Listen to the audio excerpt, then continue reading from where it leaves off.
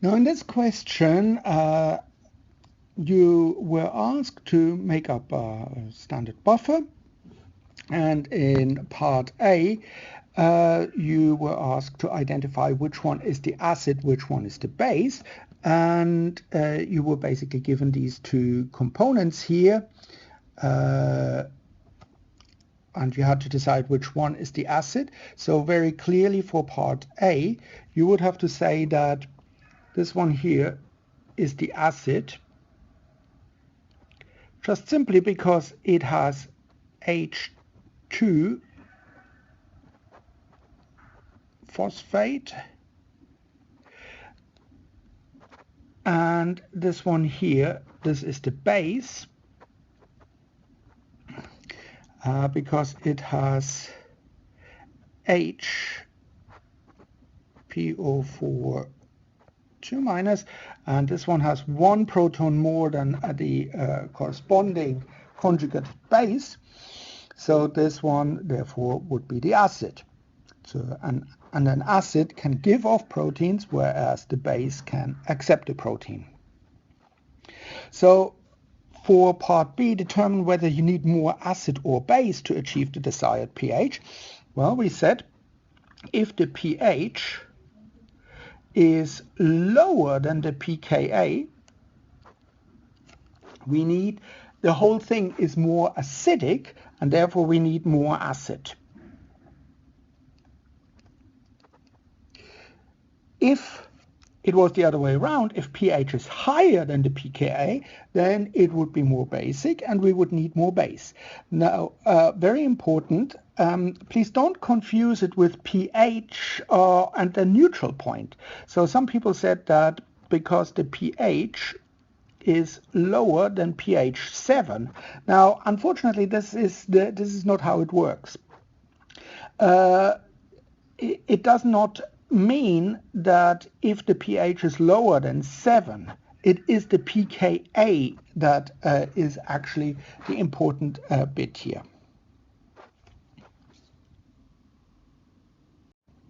Now for the next question, for question C, we are asked about the ratio that we need, and we know we need more acid, so we can easily use the Henderson-Hasselbalch equation, say pH equals pKa minus logarithm of acid to base. Now we have to rearrange this equation a little bit. We get log acid over base equals pKa minus pH, and that is 7.2 minus 6.5, and of course that is 0.7. Now, in order to get rid of the log, we take both sides 10 to the power of, so we have A over B equals 10 to the power of 0.7, and that equals 5 to 1. So we need 5 parts of acid and 5 parts of base. Now for the next part, how many moles of acid and base respectively are required to achieve the desired pH and the desired capacity. Now be careful, it says here how many moles. So we're looking for an amount, and we know that it is 200 millimolar phosphate buffer and 500 milliliters. So what we have here is 500 milliliters and a total amount of 200 millimolar phosphate. So now we need to calculate how many millimoles phosphate we need in total. So millimoles phosphate, and we can do that with dimensional analysis. So we have 200 millimole per liter, that's from here, times 500 milliliter, I just write it as 0.5 liter. It cancels out, and I get a total of 100 millimole. of phosphate. So I know that that A plus B, acid plus base, equals 100 millimole. And I know that A over B, or the ratio, equals 5. So I have two equations and I can solve this. So for A, I can say A equals 5 times B.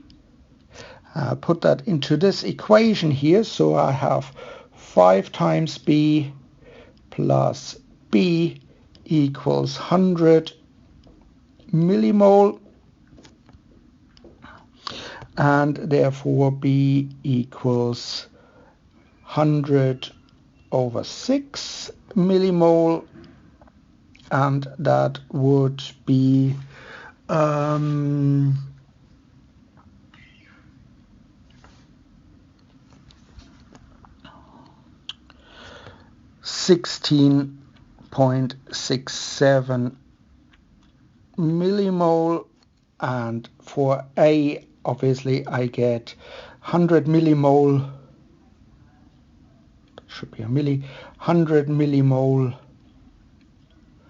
minus 16.67, and that is 83.3 millimole. Now some people have calculated that for the concentration, which per se is not wrong. So they got actually twice the concentration. So they would have got around 33.3 millimolar, and here 100 and something, 166 millimolar. But at the end of the day, you still need to convert this concentration then into mole, and you have to then multiply it by this volume. So you can't get away with that. So then for the next part, we need to find out how much of the acid and the base we have to weigh in, and we've got the molecular weights here. So that's not particularly difficult. What we can say is that we need, of the acid, we need 83.3 millimole. And we have a molecular weight of 136.09 gram per mole. And we can do that with dimensional analysis. So we can say 136.09 gram per mole times 83.3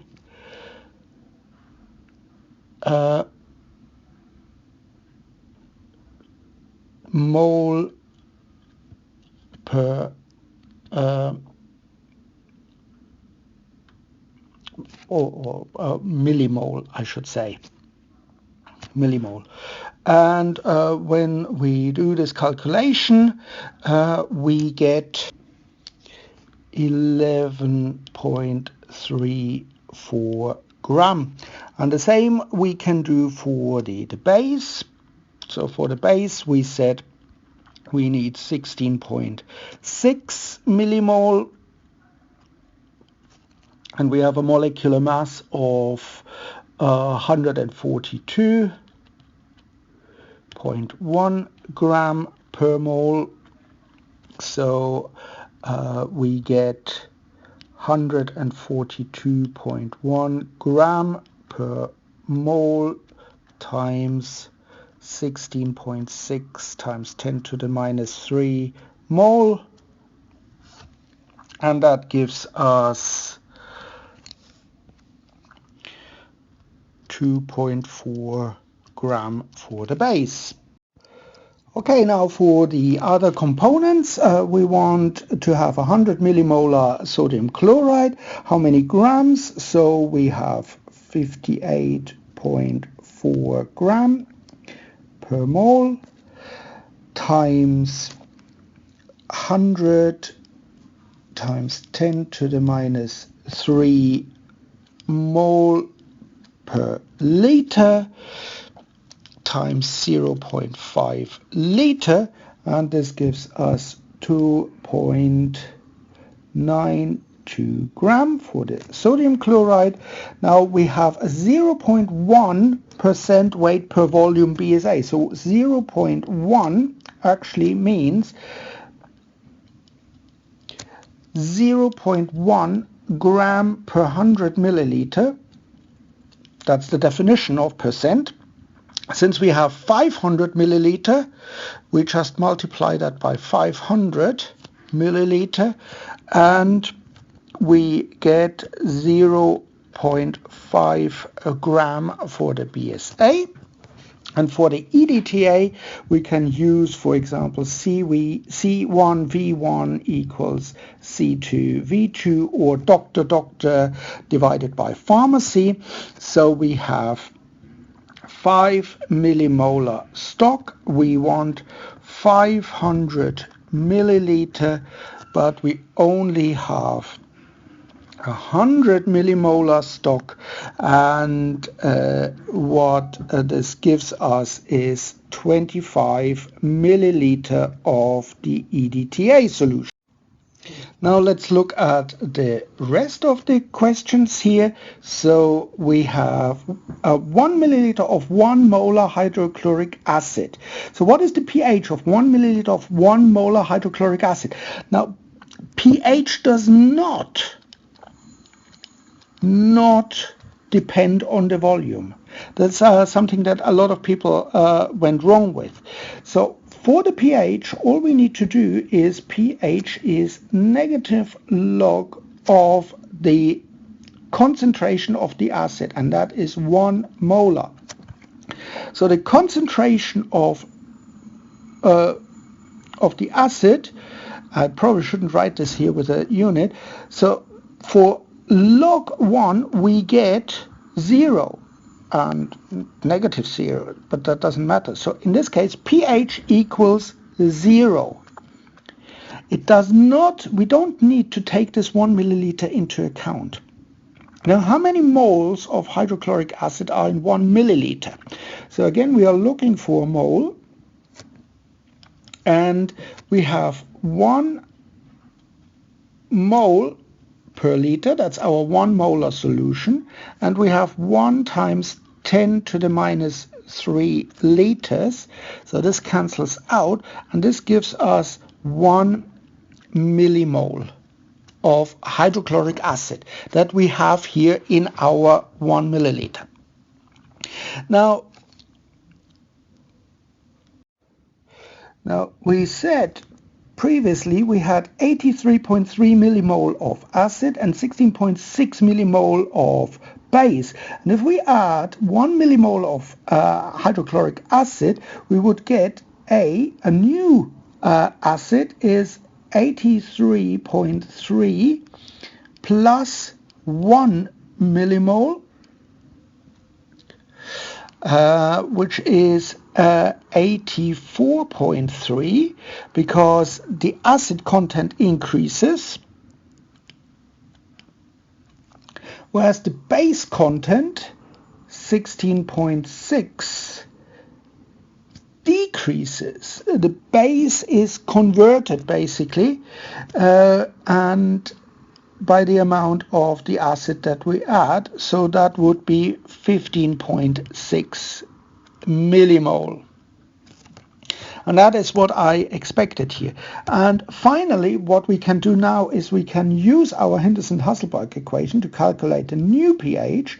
pH equals pKa minus log, and now we have 84.3 divided by 15.6. Here we had 7.2 for the pKa.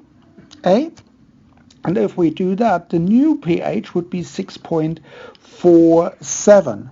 So in our solution, we originally had a pH of 6.5 in the buffer. Our 1 molar hydrochloric acid had a pH of 0.